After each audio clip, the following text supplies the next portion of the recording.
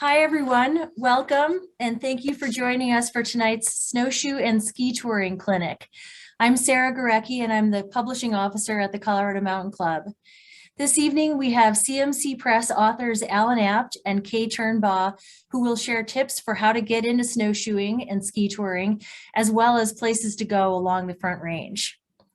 Alan and Kay's two books, Ski Touring Routes, Snowshoe Routes, and Ski Touring Routes, will be 20% off during tonight's presentation on our website, cmcpress.org, which I'll put in the chat. And anyone who buys a copy of either book during tonight's presentation on our website, cmcpress.org, will be entered into a drawing to win a free gift membership to the Colorado Mountain Club. We will announce the winner at the end of the event, and you can use the gift membership for yourself or give it to a friend. And for those of you who are not yet CMC members, our next new member night will be on January 25th, and we'd love to see you there. And now for some friendly Zoom reminders. Please keep your microphones muted, and please keep your cameras off during the event. This really helps with internet bandwidth during the talk.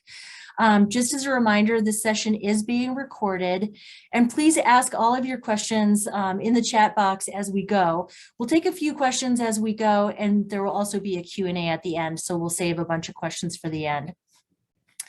And now to introduce tonight's speakers. Alan Apt is a teacher of Nordic and alpine skiing and snowshoeing at Eldora with the Ignite Adaptive Program and is certified as a ski instructor by PSIA. He has been with the National Ski Patrol with Bryan Mountain and Diamonds Peak's Nordic Ski Patrols and is now an alumni member. Kay Turnbaugh has been cross-country skiing for 50 years, formerly worked at Eldora Ski Area, and is also the author of Following in Their Footsteps, Historical Hikes of the Northern Front Range, and other history and natural science books. And now over to you, Alan and Kay. Well, thank everybody for coming tonight, and thank you to those of you that have already purchased our books. Much appreciated. Kay, would you like to say anything? Hi, everybody. It's great to have everyone here with us. And we hope you enjoy everything that we have planned for you tonight. Alan's going to do most of the talking, though. I'm going to run the slideshow. So over to you, Alan. Okay. So, we will split the conversation between ski touring and snowshoeing, and then we'll answer questions about each. And there is an overlap, of course, in terms of the types of things you want to take with you when you go onto a trail. So we're going to talk about snowshoeing equipment, skiing equipment, what to take, safety tips, picking your first trail to explore, and then we'll show you a bunch of photos of just a fraction of the 95 trails that are in our books.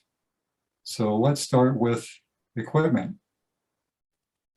Snowshoes have really improved dramatically, as have skis. The ones on the right are the ones we're familiar with from our childhood, if we're old enough. And if we're not old enough, then the ones on the left are the Atlas snowshoes, are much more recent, modern snowshoes, but they're also still quite large and heavy, and that type of snowshoe is good if you're going on winter backpacking and need to carry a heavy load and you're a fairly large person yourself. Otherwise, you can get away with a much smaller snowshoe. Next slide.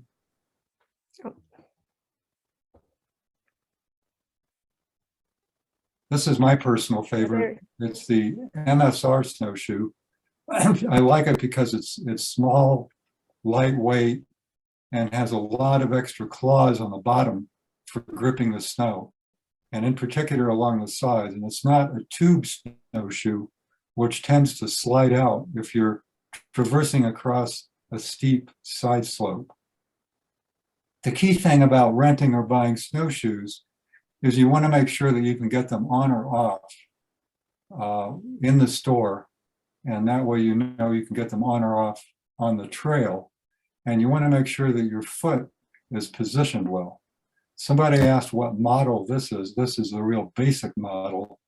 I don't remember the exact name of it, but it's the least expensive. And when they go on sale, they are $200 or less. So they have traditionally been the least expensive snowshoe. But they have several models, and there are actually some companies that make snowshoes for women specifically, rather than, you know, being unisex, which most snowshoes are. The main thing I think with the ladies might be they might be a little lighter weight, but I don't see any huge differences between the two. Regardless of the type of snowshoe, you know, the length of the snowshoe is dependent on your size and weight. And in terms of flotation on the snow, this particular snowshoe comes with tails. So if you're in deep powder and the snowshoes are sinking in more than 5 or 6 inches, you can attach some tails to them. And there aren't too many other snowshoes that do that. So essentially, you know, you want to get a snowshoe that fits your size and body weight and what you're going to be doing. You don't need a big, beefy, long snowshoe to go on most trails if you're just going out for day hikes and easy recreational stuff. If, though, you're going to do winter mountaineering with a backpack on, that's when you need to look at the heavy-duty, longer snowshoes to make sure they're going to give you enough flotation. Some people are surprised that if you're not on a hard-packed trail, excuse me, and you're on deep powder, you do sink in, and you will on any snowshoe. You're going to sink in 5, 6 inches in powder, maybe more. And that's one thing. Snowshoeing is much easier than skiing, but it's more challenging, excuse me, than hiking because of your sinking in. Skis. Ski technology has changed as much as snowshoe technology. And you can see the ones on the left are what are known as touring skis, and they'll probably be best in a ski area. The skinniest ones on the left. The ones on the right are called alpine touring, and they're a lot wider. And a lot of people say wider is fatter. So it's a fat snowshoe. The main reason you want a fat snowshoe is if you're on steep terrain and the snow is deep. So a primary function of the ski, just like the snowshoe, is to keep you on top of the snow. If you're in a Nordic ski area, a skinny ski like the Evo or the Solomon ski will be fine. And some of these have metal edges and some of them don't. I prefer metal edges generally because if it gets icy or crusty, the metal edges really help you dig in and turn versus those that don't have metal edges. The only trade-off is weight.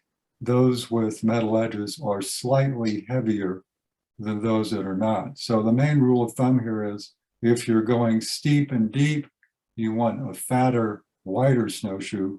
If you're going groomed and packed down, a skinnier ski, when I say snowshoe, skinnier ski is easier. So fat ski, deep and steep, skinny ski, less so. In our book, I say what kind of skis are appropriate for each trail. So you can get an idea of what is an appropriate type of equipment.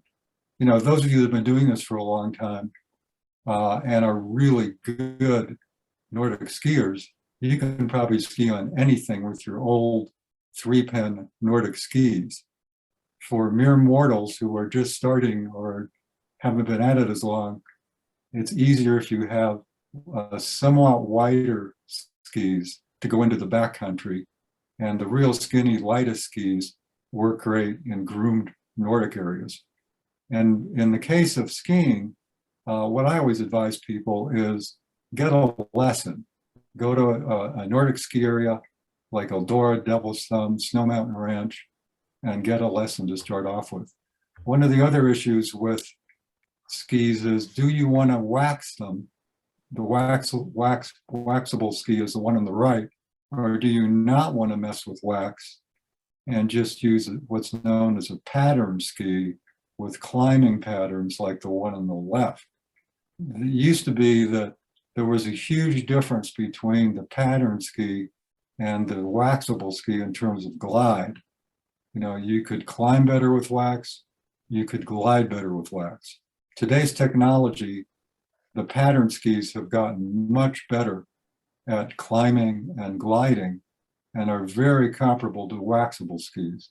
The waxable skis that don't have the patterns on the bottom will still glide somewhat farther and give you a little more glide for your kick. The tricky thing about wax, though, is you need to know the temperature of the snow, and then you have to have the appropriate wax to go with it. And someone also mentioned that a difference with the ladies' snowshoes is they're tapered. So that's an advantage as well. Ski boots, you know, a lot of this starts with the boot, you know, and the boot and the binding and the ski all have to be compatible.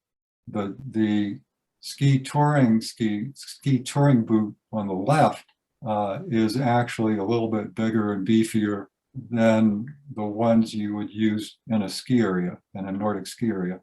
These are all backcountry boots, so we don't really have a photo of a in ski area smaller, lighter boot. The nice thing about these beefier boots is they give you more control, especially on a steep slope. And the telemark boot on the right, on the one next to it, second from the right, are the two of the beefier ones. And that's if you want to go winter mountaineering, steep slopes, skiing down steep slopes. You want complete control, as complete a control of that ski as you can get. And the alpine touring boots have gotten really lightweight, as have the telemark boots. So they're much more lightweight, and they've also gotten a lot more expensive. So it's still a lot less expensive to get touring boots that are less beefy and skinnier skis, particularly if you're going to just go into a Nordic area. You can save a lot of money, or if you're going to go into the backcountry but stay on less challenging trails, you don't need big beefy boots. But if you want flexibility in going in both directions, and you're not going to do winter mountaineering, you can get away with the boot to the far left. If you want to do winter mountaineering and huts and things like that, the boots over to the right, which are going to be heavier and beefier and more expensive, will be more appropriate. And then the skis, the alpine touring skis and the telemark skis, have climbing skins that you put on the bottom rather than the wax, and they don't have climbing patterns. So you'll have some skins to buy as well, but they are really great. The new technology in the climbing skins is good because you can climb straight up anything, and they have some glide, and you can kick and glide a little bit with them as well. Okay, moving on. There are different binding systems, and what has recently happened in the past year is all the ski manufacturers have agreed to NNN and NNN backcountry BC. Previously, Solomon had their own system, SNS, and then Rosignol and Madhus and some others had their own. So you had to get exactly the right binding for their boot, and you couldn't switch among them. But that has changed to some degree. You would find if you're buying used skis, and you can get some great deals on used skis that have barely been used online or at places like Play It Again Sports. And there you need to pay close attention to make sure that your boot is compatible with your binding. And the bindings can vary quite a bit too. The one you're seeing in the left-hand corner there can go either in a Nordic ski area or into the backcountry, as can the pin binding. And here again, the steeper you go, the deeper the snow, the beefier the binding, the fatter the ski, the more stiff and beefy the boot, so you can control that ski in deep powder when you're taking those turns, either traditional or telemark. Okay, moving on. Okay, what to take? Boots, of course, gaiters. Gaiters, if you are out in the backcountry at all, are essential. They'll keep your feet dry and your legs dry. They're let's see, I guess you can see the front skier there has a pair of gaiters on. So you need gaiters, you need your poles. You need a pack that can carry water and change clothes and some food. You need lots of different layers of clothing. As we all know, weather in Colorado changes instantly.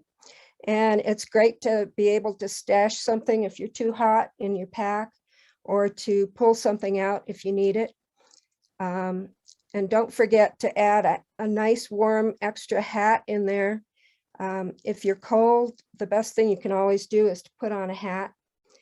If you are skiing in the backcountry and deep and steep, you probably want to bring a helmet. You want food, water, sunscreen, and of course, friends. And then some trails allow dogs. You do need to be aware, though, that your dog, if it runs in front of other skiers, it can be run into. I've run into dogs before that are just being friendly. They're running up to me, and I've been coming downhill pretty fast, and I couldn't stop. And it's scary for me and bad for the dog. So watch out for your dog. Carry the poop out. And Alan, you have more experience with dogs than I do, but I think some people are successful with putting booties on their dogs so their dog's paws don't get packed with too much snow. Yeah, I think that's a major factor, is that, you know, if you come out there with your dog and they've never been in snow and you don't have booties for them, their paws can get very cold and even bloodied just from the snow. And you know, you never know if the snow is going to be sticky or not. The flip side of the booties, you know, we have a dog and we'll take her out. And if she's not on leash, she'll go running through the woods, and then the $100 booties are out in the woods someplace. So then, you know, then you've got that issue. So it's a bit tricky. And and their general rule in Forest Service trails, if you're not in a wilderness, they don't have to be on leash. But keep in mind that if a dog chases a moose, the moose will chase the dog back to you and stomp you. They are more dangerous than any other critter in the forest right now. And that has happened to people in Boulder County and Gilpin County. Someone just sent a chat that dogs can trigger avalanches. That's true. You know, you get up on a steep slope and start running around. And I've seen big dogs get off the trail, slide down an embankment, and can't get back up. You know, they don't have snowshoes on. The snow is 5 or 6 feet deep, and you've got a problem rescuing your dog from down an embankment. So just be careful with your dogs.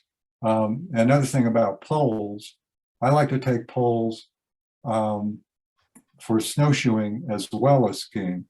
You know, snowshoeing, if you're going to be going in steep slopes, poles give you another way to get more traction.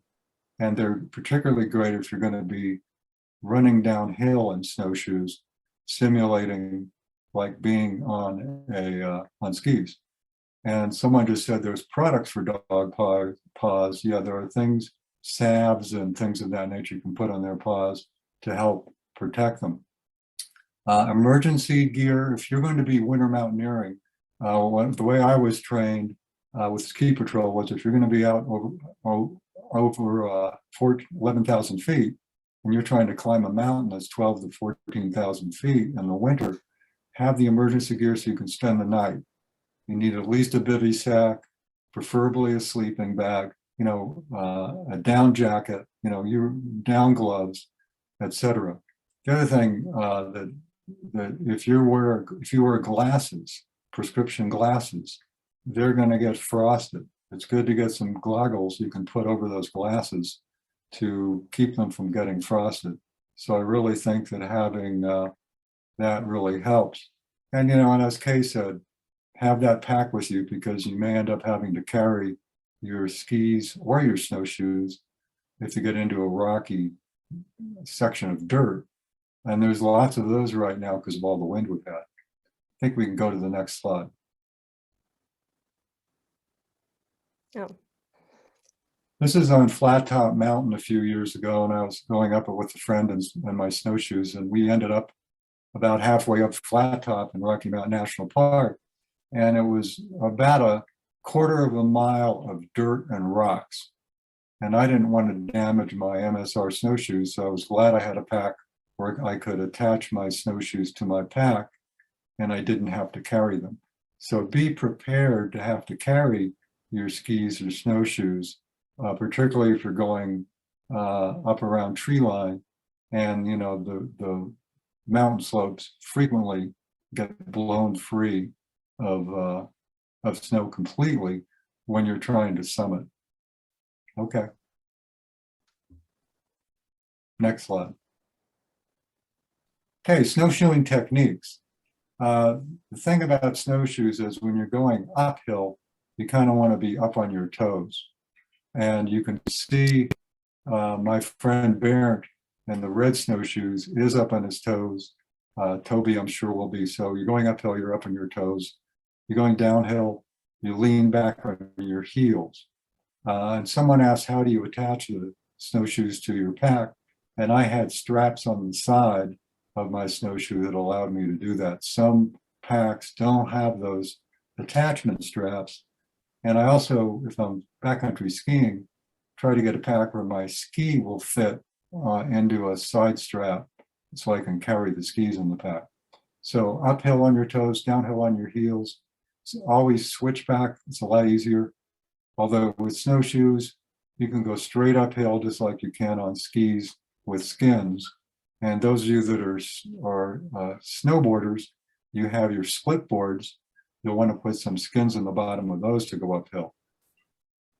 So you don't have to kill yourself by going straight uphill. If the trail doesn't switch back, you can switch back.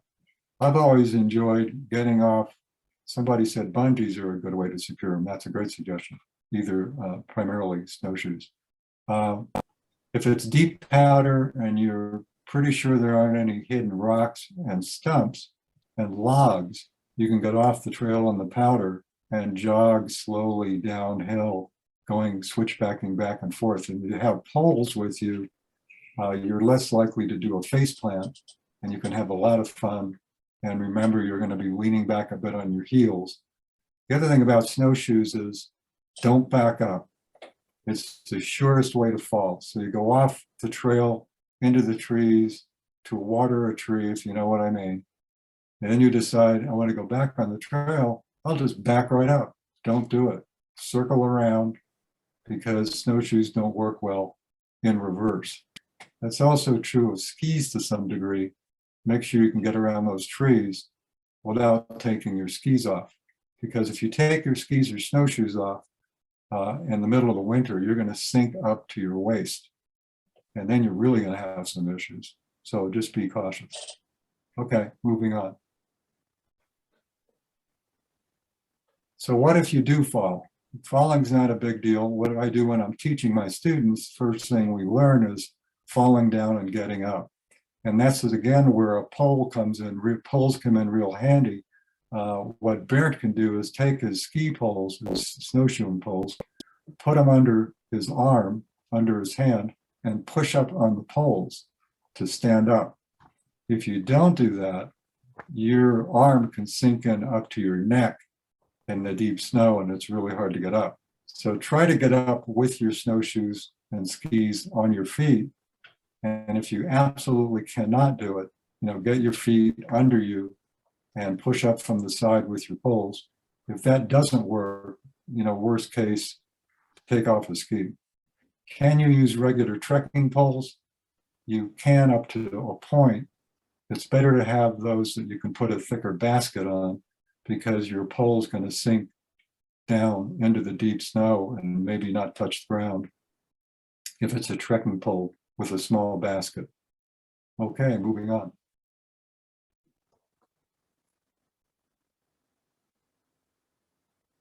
So as I said, taking a lesson at a ski area for Nordic skiing, it pays dividends. And a lesson in rentals and your lift ticket, your ski pass will still cost far less than you would at a downhill area. And then you can get a sense of what kind of equipment you like as well. We talked about the different types of skis, waxable or pattern, and using skins on the bottom of the ski for climbing. You'll learn how to sidestep uphill and herringbone uphill.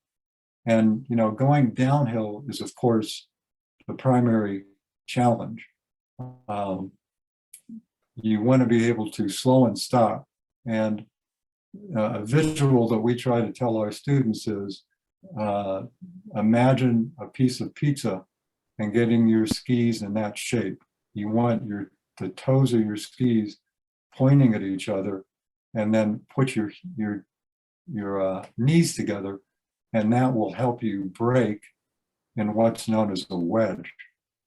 So and French fries is when you want to get some speed going downhill or in the flat and your skis are parallel. So that's the other thing. Turning is tricky on skinny skis, and it's easier to learn in a groomed ski area than it is in a backcountry trail. So when you go to a groomed ski area for your first outing, you'll learn how to wedge so you can slow down and stop. You'll learn how to turn. And sometimes if you watch Nordic skiers, you'll see them stepping down around a steep turn as going down trail. If you're going into trees and you want to ski in trees, you're an advanced skier and you have Tele or AT skis and you've got your poles on, take the straps off, because if the pole gets caught on a tree, it can dislocate your shoulder and knock you down. And so don't go down through trees with your pole straps attached. The photo on the right shows the pattern of people climbing up with a herringbone pattern. There isn't much of a difference between an alpine touring ski and a telemark ski, except the width and the binding technology. Otherwise, they've become much more similar than they ever have been. Okay, let's talk about some safety tips. Kay, you want to talk a little bit about this? Sure. Frostbite, one of the first signs that you'll see of frostbite is little skin will look a little waxy. Don't rub it, just hold your mitten or your hand over your skin. It's usually your tip of your nose gets first, or the tip of your ears. That's not too bad. Bad frostbite, I don't know, Alan, you can probably talk about that better than I can. You need to get inside and get warm, basically. Yeah, when I've been on the ski patrol and we have people who are close to being frostbitten, we'll bring them in and actually put their feet in warm water, in a bucket of warm water. So that's one thing you can do. The main thing is to get people warm. Severe frostbite, you want to get to a hospital as soon as possible. If the skin is really frozen, your feet are really frozen, and sometimes they even get to the point where they're almost black, you really want to just get to a hospital as soon as possible and have them treat it so you don't lose any toes. Hypothermia, if you don't have enough warm clothing with you and your core gets cold, you can die very quickly, surprisingly quickly. So make sure you have that extra layer of warm clothing in the pack. I also like to take a ski mask with me or a baklava, as well as a warm hat, an extra one, and make sure you wear a hat. I've seen people out in snowstorms not wearing hats. That's a sure way to get hypothermia and get really sick. So make sure that you do have a hat with you. Make sure you put lots of sunscreen on and wear sunglasses so you don't get sunburned. The sun is extremely powerful at these altitudes, and it gets enhanced by reflection off the snow, just like it gets reflected off of the sand in the summer. I always obsess about the weather. Check the weather before you go at night, the night before, and check it in the morning, and get as accurate a report as you can get. The Colorado Avalanche Information Center has really good mountain forecasts, and you want to make sure you know what the weather's going to be like where you're going. And keep in mind that things change dramatically in the same day. You can go out in the morning, it's warm and sunny, 30 degrees. Midday, a storm blows in, the temperature drops 20 degrees, and it can be brutal wind. So, and somebody said, avoid sweating. That's why you want that day pack with you. And, as a lot of people I've seen go up the trail with everything they had in the car, they put it on their back, and in 100 yards, they're sweating profusely, and they don't have a day pack with them, so they can't put the stuff in the pack. If you can avoid getting sweaty, you'll stay a lot warmer when you stop. So if you start getting too warm, take off that extra layer, put it in your day pack, and stay, warm but not too hot. Okay, moving on. And bring water with you. You will get dehydrated. Hot chocolate's good, hot tea is good, and water. The Colorado Avalanche Information Center is something I look at every day, every winter. The forecasts are for all different parts of the state at the different elevations. They'll tell you what the avalanche danger is like, and they'll also give you great weather forecast. So use their website. You can also download an app for your phone, CAIC app, and you can see the one in the left-hand corner there showing that things are green and avalanche danger is very low in the Front Range. And it can vary according to altitude and the direction of the slope. Wind slabs this year are particularly dangerous because we've had a lot of snow and wide varieties of temperature, melting and freezing.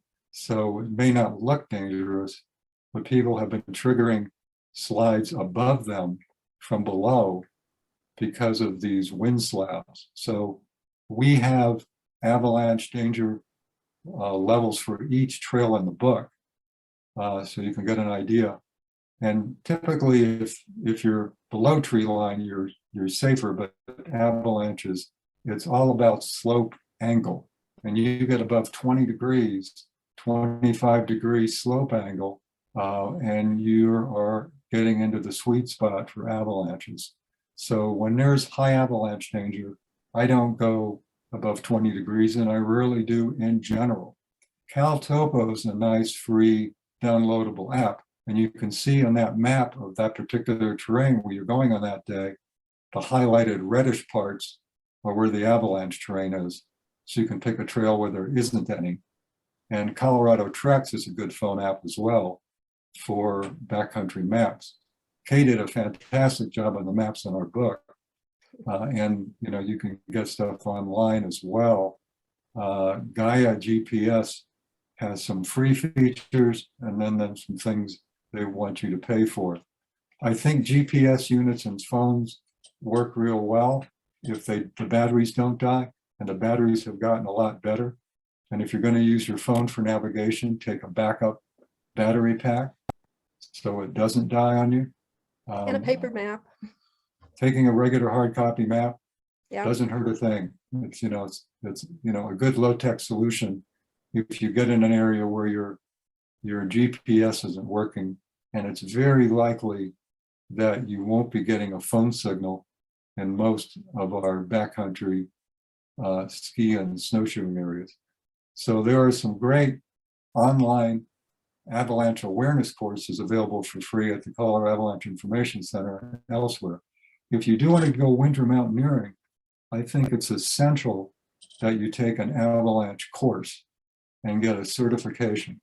You don't want to go above 11,000, 12,000 feet, and not know what you're doing in terms of avoiding avalanche terrain. And of course, if you're going up there, then the added equipment you need is an avalanche beacon and a shovel. And you need to know how that avalanche beacon works. Make sure the person with you has an avalanche beacon and they know how to use it. And make sure they have a shovel. So if you're the one that gets caught, they can dig you out and you get prepared to dig them out. And, you know, you only have about 15 minutes to find somebody and get them dug out. After that, the likelihood of death goes up dramatically with each minute. So, and we do have basic avalanche information in our book.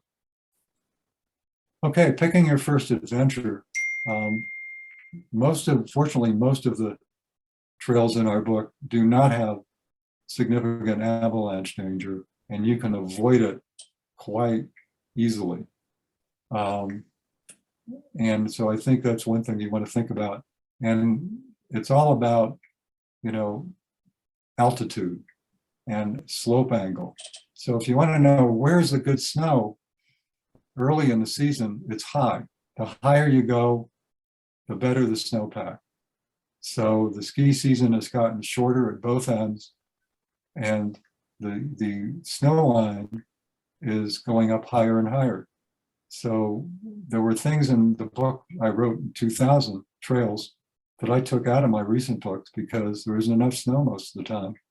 So early in the season, say, you know, usually Thanksgiving is when you can get reliable snow for snowshoeing and skiing. This year, that was not the case because we had such an extraordinarily warm fall, and we don't know what the new normal is. But, you know, if you want to be safe early in the season for good snow, then you need to go above 9,000 or 10,000 feet. And in the spring, that's also true, although it's easier to get better snow in the spring. Flat Top Mountain is the one on the right. That's the mountain I was on when you saw me carrying my snowshoes. And it's actually pretty good up to that viewpoint on the far right there, with no avalanche danger. And it's better for snowshoeing up to that point than it is for skiing. Trail Ridge Road, another spot in Rocky Mountain National Park. It's so nice to not have cars on it and be able to ski on it or snowshoe on it in the winter. The downside is there is a lot of wind up there.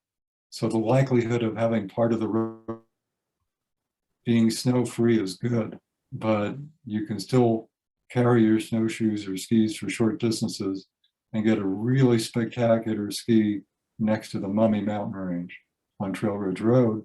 And you can get all the way over to the old Hidden Valley ski area if you want to do some steep terrain. Lake Helene, this is a trail that goes from Bear Lake past the Bierstadt Lake Trail up past the Flat Top Mountain Trail. And there's actually pretty good ski slopes on this trail on the northeast side of Flat Top Mountain for those of you that want to get some turns in and have either alpine touring or tele skis. That's Notch Top Mountain in the distance there. And easier trails, some of the easiest trails from Bear Lake are Nymph, Dream Lake, and the Emerald Lake Trail. You can ski them or you can snowshoe them. Good for family outings. Go to as many lakes as you want and turn around. No avalanche danger at all. Lovely trails.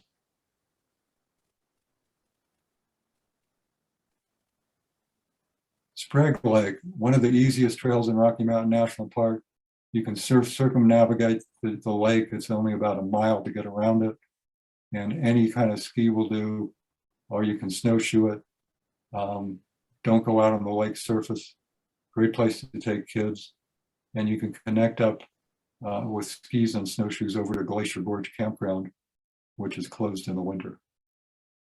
Great place for beginners. And there's a big parking lot right across from Sprague Lake, in Sprague Lake, and also across from Glacier Gorge. So plenty of parking without having to go to Bear Lake. It's off of the Bear Lake Road.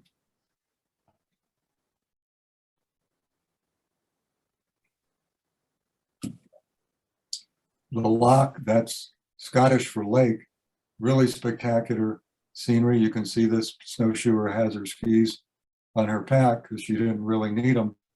And it's a really good moderate outing off of the Glacier Gorge trailhead. No avalanche danger. You can also access Black Lake. Hollowell Park, nice level area for beginning skiers or snowshoers.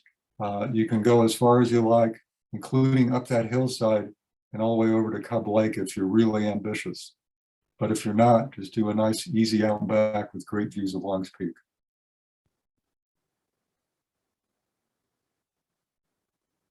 For more advanced skiers who have either tele ski skills or alpine touring ski skills, you can go over to the old Hidden Valley ski area, skin up to this point. That's Trail Ridge Road down below, and this was taken in the spring. And you can ski some of the old trails. The avalanche danger, once the snow is consolidated, is pretty minimal. So those are the Mummy Mountains in the background. And I have the route in there where you can go to the base of the old ski area. There's a warming hut, and go up the trails from the bottom and climb a couple thousand feet to this point. Or you can ski over on Trail Ridge Road and down from there. You need advanced ski skills to do these particular slopes.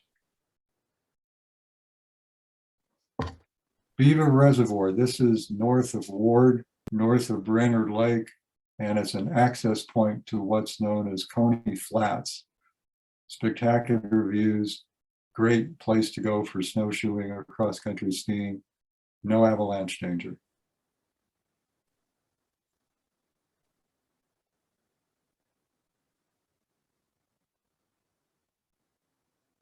And you can also go from Beaver Reservoir down to Peaceful Valley Campground. The Sourdough Trail goes near Beaver Reservoir. It's one of the longest trails along the Front Range. You can go all the way from Peaceful Valley to Rainbow Lakes. It's a rolling trail, great for backcountry skiing or snowshoeing. No avalanche danger. You can go 20 miles if you want to on that trail, or out and back as far as you like, starting from either end or Brainerd Lake. More advanced outing is up Niwot Mountain, which you can access from the left-hand Park Reservoir Road.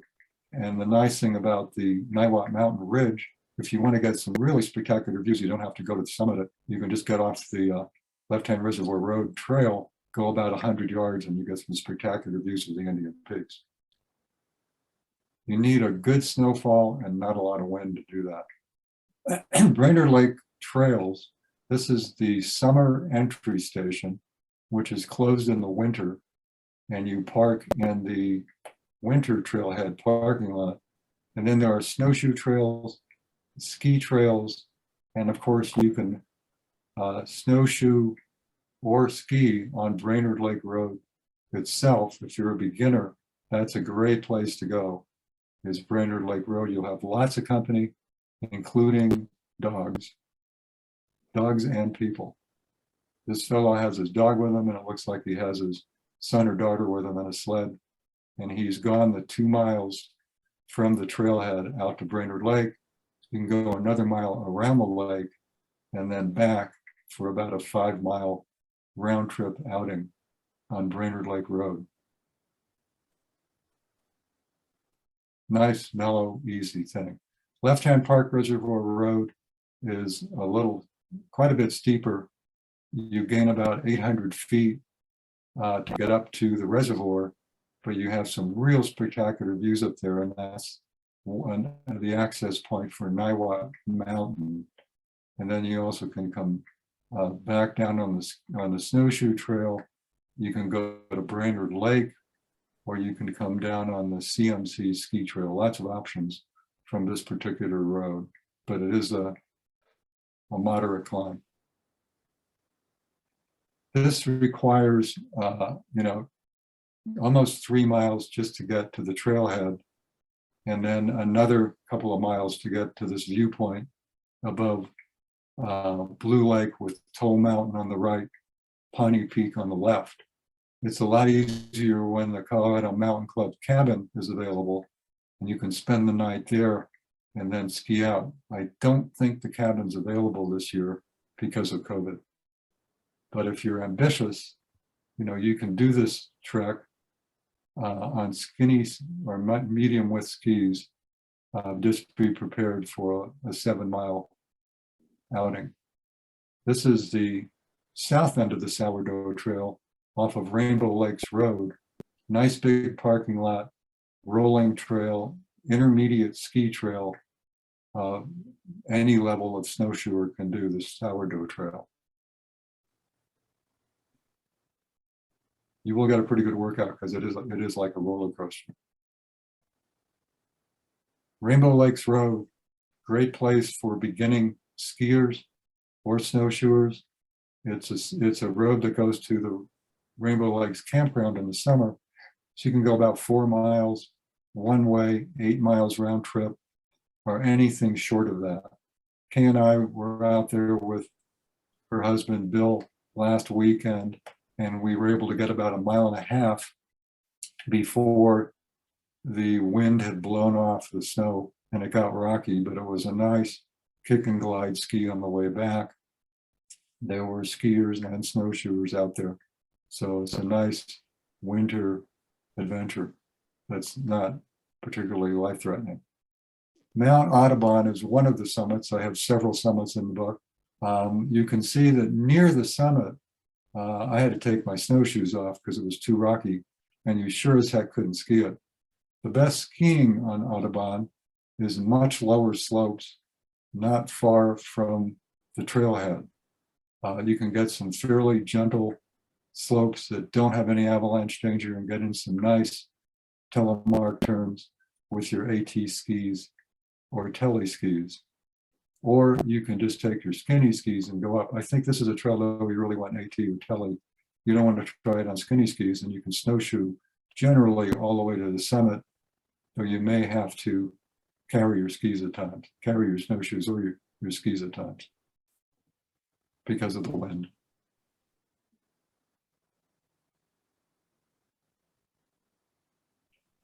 Okay, this is our hometown, Nederland, and we finally have enough snow for people to go on trails around here. This is the West Magnolia Trailhead, which is very popular for mountain biking year round. And there is finally just enough snow for snowshoeing, hiking, winter hiking, or skiing. I say in the book that you have to wait for a good front range upslope storm for 8,000 feet to have enough snow. But when it has enough snow, it's a really fun, easy place to go for families. And then, you know, Netherlands nearby if you want food and beverages.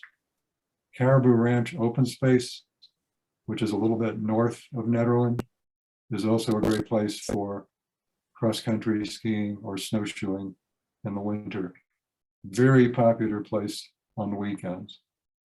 And the parking lot fills up any time of the year. About a 4-mile loop. These are kids out on the Mud Lake Trail, which is just a little bit short. The turnout for Mud Lake is right before you get to Caribou Ranch, and it's about 2 miles of trails. There is enough snow up there right now, and better for snowshoeing than it is for skiing, unless you have some rock skis, because there are some rocks available. Eldora Nordic Center has some great snowshoe trails, and we have those in the book, and as well as some good Nordic ski trails of introductory, intermediate, and advanced. So if you don't want to be out in the wilderness on your first outing, go to the Eldora Nordic Center. You can rent some snowshoes or skis and explore the trails. If you're a beginning skier, Eldora is a little bit more challenging for a place to learn because it's so hilly. Devil's Thumb Nordic and Snow Mountain Ranch are a little bit easier because they have more flat terrain.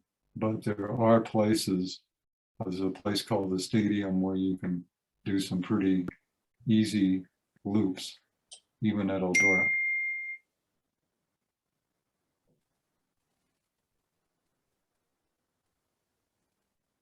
And they just opened, they just got enough snow.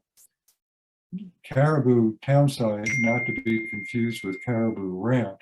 This is a road near the fire station in Netherland, a gravel road that goes up about 4 miles to the old Caribou Townsite. It was a mining camp back in the day. There are now a couple of gold mines in operation near here. This is a view of the parking area, and that fenced off trail, that is actually a road that goes all the way over to the Rainbow Lakes Road. Don't attempt this road in the winter unless you have high clearance, all-wheel drive, and good snow tires. They generally don't plow it, and a lot of people get stuck, and you're a long way from nowhere.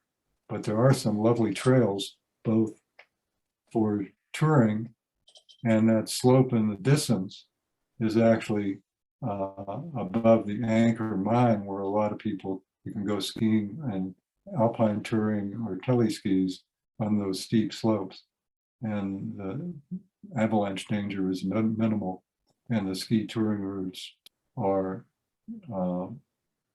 I'd say intermediate, not very difficult, and spectacular scenery if you can get there. East portal of the Moffat Tunnel. This is just to the west of Rollinsville, and Rollinsville is about 5 miles south of Netherland. And there's a wide variety of trails for skiing or snowshoeing. The first entry trail you come to goes about a mile up to a meadow, and that's pretty good for, I'd say, advanced beginners.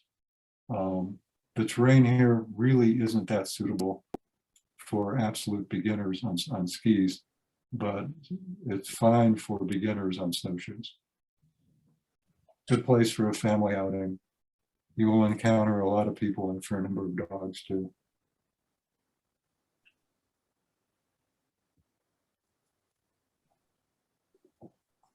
And Rogers Pass and Heart Lake, excuse me, they're about 5 miles one way. So for you advanced skiers or very fit snowshoers, if you want to do a 10-mile round trip outing with minimal avalanche danger, this is a good trail. It's best to ski it with tele skis or alpine touring because there are some very steep parts of the trail and trees. So you want ski equipment that's going to be very reliable in terms of making those turns. And I always wear a helmet when I ski it because, you know, you are skiing pretty close to some trees. You hit a tree, the tree doesn't move. Forest Lakes Trail is also at this trailhead, a little less difficult than Heart Lake and Rogers Lake. It's about 5 miles round trip. You gain about 1,000 feet, and it does require advanced ski skills with alpine touring or teleskis. Take a helmet for that one as well. James Peak. This is access off of I-70, and it's just when the ski traffic gets really bad, you'll see the exit for access to James Peak. It's St. Mary's Glacier. If you don't want to summit the peak, you can have a nice outing on St. Mary's Glacier. Easier on snowshoes than it is on skis. You would need advanced ski skills to ski this, but and I'd say intermediate snowshoe skills as well. Quite steep. Jones Pass is just short of Berthoud Pass, and this was a avalanche class I took a long time ago, 10 years ago. And we were going to dig out a pit near where a couple people got killed in an avalanche. So it doesn't look like avalanche terrain, but it is. And this is where you really want to have good backcountry skills if you're going to be up near tree line and in the backcountry on relatively steep terrain. The people that got killed were out for the first time on snowshoes, had never been that far into the backcountry. Mount Bierstadt is something you can summit in the winter, easier on snowshoes, but the problem with skiing it is a lot of it gets blown free of snow. You can ski about halfway and have a really good outing with minimal avalanche danger and have a great time. You don't have to summit it. And if you do really want to summit it, a safer bet is snowshoes. Spectacular area. You don't have to summit it to enjoy yourself up there in Guanella Pass. Berthoud Pass, 11,000 feet. So this has early snow that's good and late snow that's good, and terrain, because it used to be an old ski area, that's not avalanche prone. So you can go up this west side trail and have a good outing. And here again, you can do it on skinny skis. I've done it on skinny skis if you have good ski skills. And if you want to go higher and steeper, then you want the alpine touring or tele skis. It's better if you have skis that are a little bit wider than the skinniest skis. Now, some people do get killed up here because they go off the slopes to the right, which is definite avalanche terrain. And I would say it averages 1 death per year. So don't wander off of the wide, broad, lower angle slopes. Those are the safe ones. Devil's Thumb Ranch ski area, great Nordic ski area. I was on the ski patrol there for several years. Lots of flat beginner terrain to learn on, and you can stay in Tabernash Winter Park nearby, or at Devil's Thumb if you have a thick wallet. Their prices have gone up quite a bit, but it's a spectacular ski area with a lot of good trails. Snow Mountain Ranch is just up the road. It's the YMCA Snow Mountain Ranch. They have about 75 miles of groomed trails, and you can stay at the Y, which is a lot less expensive than Devil's Thumb, or you can stay anywhere else in the area. And Todd Ludwig, a Olympic champion skier, is now running the Nordic area. And I think you'll see some dramatic improvements there, although it's always been a great place to go ski and explore Nordic trails. Good place to take a beginner's lesson and a lot of beginner's terrain, as well as advanced terrain. Mount Evans Byway, closed in the winter, just like Trail Ridge, and you can go a few miles before you get into avalanche terrain. You can snowshoe it, you can hike it, and you can use pretty much any kind of ski to go up and down. There is a group of Colorado Mountain Club people, at least there used to be, who would summit this every winter. I don't know if they still do. And you can do it, but there is some avalanche terrain. And I mentioned exactly where it is in the book. You'd have to navigate around it to get up on the summit. This is back over in Guanella Pass, across from Bierstadt, and it's Naylor Lake. No avalanche terrain, really spectacular views of Bierstadt and Mount Evans, and a great place for outing either a ski beginner or a snowshoeing beginner. Guanella Pass above Georgetown. Northern Colorado, I lived in Fort Collins for many years, and this is, you go up the Poudre Canyon and over to the old CSU Research Center, and this is Comanche Peak Wilderness in the distance. Emelon Lake is just below that. A couple of years ago, this burned, major fire, and I don't know how many of these trails are open. So If you're going to go up the Poudre Canyon and into the Cameron Pass area, which is a wonderful place to ski, you'd want to check with the Canyon Lakes Ranger District to make sure of which trails are open. And there are plenty that are open.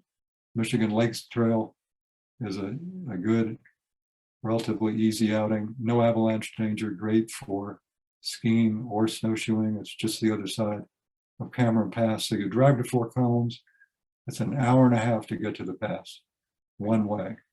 So it's better to rent a yurt or a cabin near the pass and get a couple of days in if you live in Boulder or Denver. If you live in Fort Collins, you can commute it. Montgomery Pass is around the corner from this particular ski slope.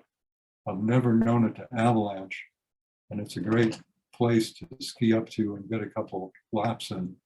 It's about 11,000 feet, and it requires 1,000 feet just to get to the base of this hill, and you have some spectacular views.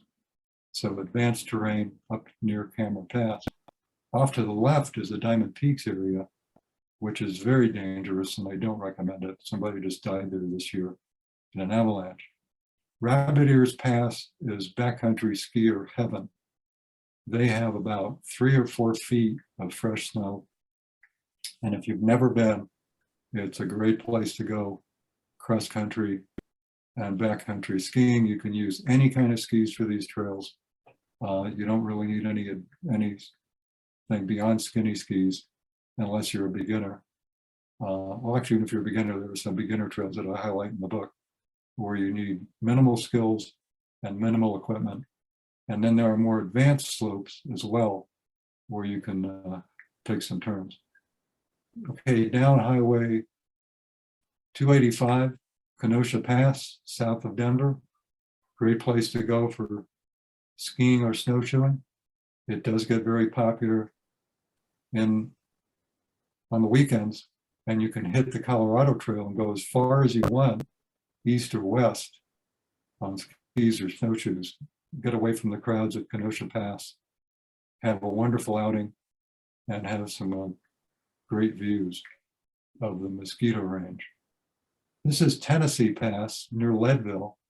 You go to Copper Mountain and go up towards Leadville, and you'll hit, with a little maneuvering, and get to Tennessee Pass.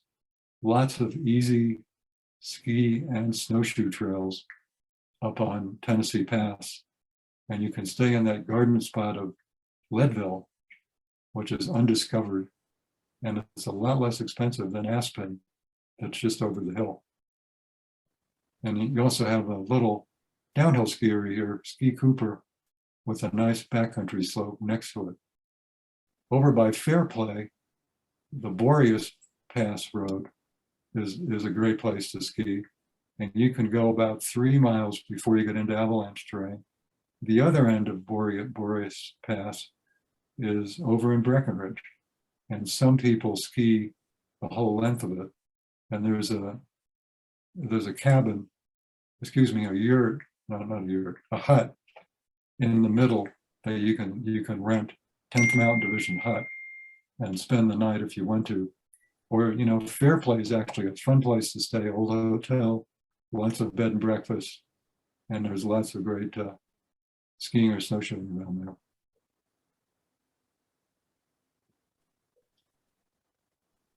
And these are some real easy, mellow trails in the Fairplay area near Boreas Pass. Good for beginners, people of any level, until you get close to the pass. And even the pass, you could probably get up most of it on skinny skis. You don't really need anything wider than that. But great place to explore, kind of off the beaten track. Down by Colorado Springs, the other side of Pikes Peak, there's an area called the Crags. That's a great place to explore. And this is a Colorado Mountain Club outing. So I'm sure if you contacted the folks in the group down there, you could get involved in some of their outings. There's some beautiful terrain west of Pikes Peak to explore. There's actually a campground that stays open year-round. This is Independence Pass Road goes from Leadville over to Aspen in the summer. It's closed in the winter, so it's great for snowshoeing and skiing. And the Twin Lakes trails, real easy, relatively flat, rolling terrain, good for any kind of skiing, any kind of ski ability. And there's some nice bed and breakfast right there in Twin Lakes. Also, a nice place to get off the beaten path. Nothing life-threatening, great views of 14ers.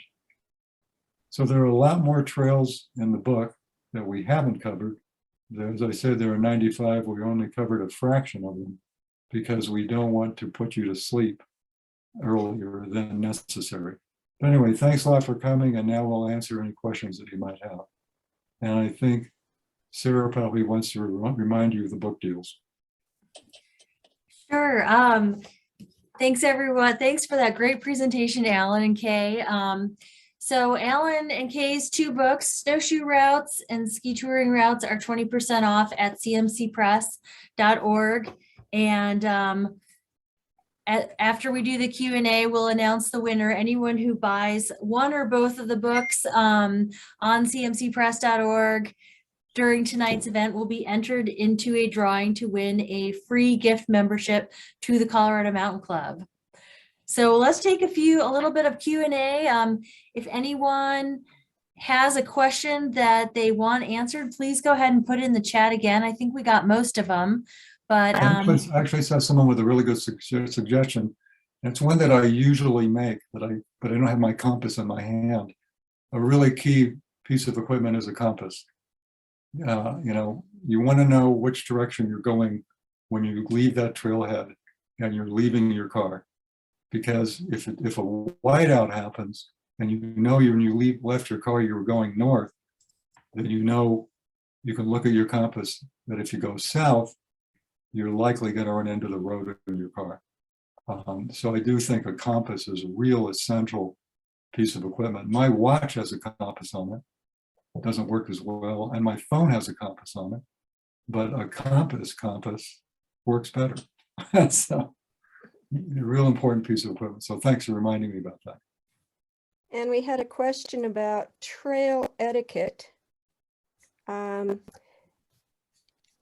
about separating snowshoe trail from ski trail. Yeah, we have that slide, okay. Yeah. I don't know if we can get it back up.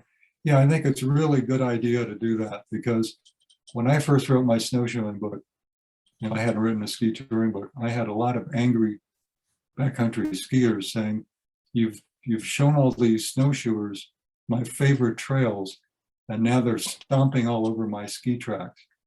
So if the trail is wide enough, you know, it's better to have snowshoe tracks on one side and ski tracks on the other. Now, if it's not wide enough, oh well, they have to go together. And, you know, frankly, you know, if it's really deep powder and the snowshoer is the first one out, or even not, the snowshoer is the third one out and they went over ski tracks, they're helping to compact the trail. So us skiers can keep quiet and be grateful that they're helping to pack down the snow for us. But it is good if you can separate the snowshoe tracks from the ski tracks. And frankly, if it's in powder, it feels a lot better on snowshoes than it does on hardpack. So it's aesthetically better. It is a little more work though. Any other questions?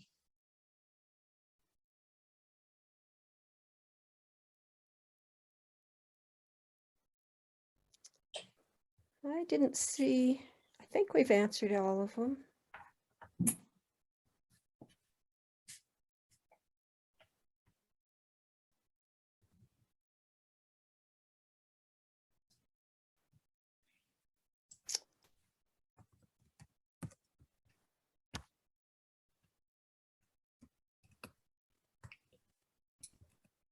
I don't see any other questions that we haven't addressed. Yeah. But, you know, I guess the other thing we should mention is that the Colorado Mountain Club does have courses and outings. So if you want to go learn how to backcountry ski, there's a Colorado Mountain Club course. If you just want people to go out with, the Colorado Mountain Club has snowshoe and backcountry ski outings. And there is a outing by rangers at Rocky Mountain National Park a couple days a week, where if you don't want to go out on your own, you want to go out with somebody who knows the terrain, find out when the ranger outing is at Rocky Mountain National Park, and you can go out with them. So that's another possible avenue. And REI also has courses on avalanche safety, as does the Mountain Club. So you've got a lot of options for learning backcountry skills. The Colorado Mountain Club has an email called the Rucksack that is a monthly, very informative email that's good to sign up for. A lot of classes are advertised through that email. And then also the CMC calendar regularly has snowshoe trips in the winter, and it's a great place to find snowshoe trips and ski touring trips. So if somebody's looking for someone to snowshoe with, they can go to the Colorado Mountain Club website and look at upcoming outings. Is that the way to do it, Sarah? Yep. So that's one place you can find people to go with. And there's usually an outing every week, if not more than one every week, where you can join people who are going snowshoeing or backcountry skiing.